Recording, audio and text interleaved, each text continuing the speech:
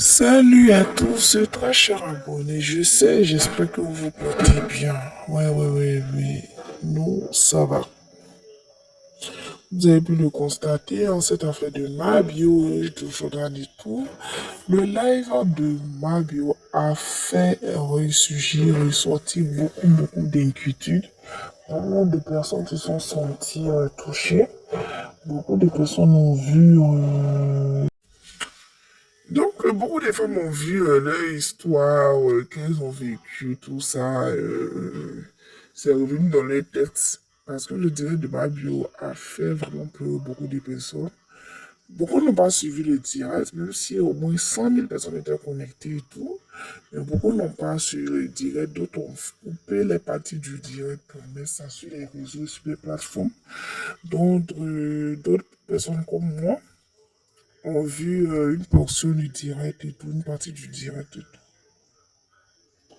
Donc c'est un peu ça, c'était vraiment de l'émoi dans la communauté féminine et tout. Tout ça quelque temps après cette histoire de 8 mars, tout ça, beaucoup de choses reviennent. Voilà. Maintenant, ici, Emmanuel Keïta a pour son soutien. Mais elle, où est tout ça bizarre et tout, elle comprend pas comment on peut demander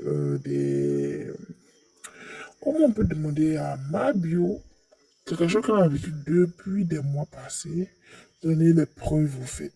Quand une femme quand une femme ou bien une personne décide de parler des violences mentales, psychologiques, physiques qu'elle a vécues, c'est que cette personne a décidé de faire la paix elle-même. C'est que cette personne est maintenant guérie parce que ça agit psychologiquement dans le mental et tout. Donc, si cette personne-là arrive à la force et le courage d'en parler, c'est que cette personne est guérie, c'est que cette personne a tend vers la guérison, c'est que cette personne-là commence à être épanouie dans sa vie et tout, elle commence à oublier tout. Et malheureusement, ils ont un petit truc à réveiller ça. Et puis, c'est parce qu'elle est guérie qu'elle va en parler. Et à chaque occasion où quelqu'un va essayer de remuer le couteau dans la plaie, elle va essayer d'en parler, en parler. Que ce soit quand on arrive, que ce soit dans un car, que ce soit dans un avion, que ce soit dans la rue. Elle va témoigner, c'est comme ça. Parce que, comme on le dit, tu ne sais pas, au fait, quand tu vois les histoires et tout, quand tu te réveilles un peu, tu es guéri, tu te demandes, mais à quel moment j'ai laissé l'occasion à telle personne de rentrer dans mon intimité? À quel moment j'ai laissé telle personne qui me mettait sur un piédestal rentrer dans ma vie et me faire ce sale besogne dans ma vie?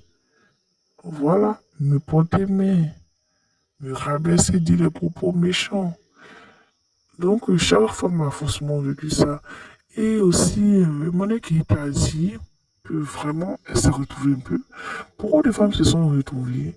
C'est vrai que peut-être certaines diront que oui, ma bio n'est pas vrai et tout, mais en tout cas, tout le monde sait qu'elle était vraie parce que elle, en tout cas, son côté naturel et véridique a coupé le souffle.